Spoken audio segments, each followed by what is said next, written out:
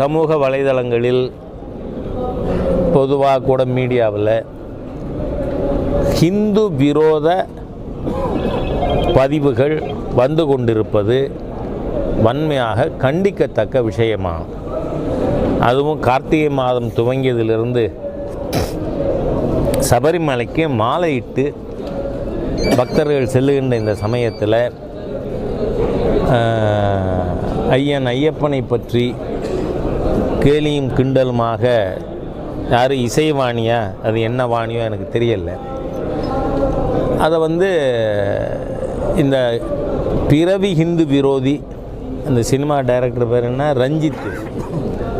ஏன்னா பல பேர் எங்கிட்ட ஃபோன் பண்ணி ஐயப்பனை பற்றி பேசினா நாங்கள் ஏசப்பனை பற்றி பேசுவோங்கிறாங்க. தப்பு.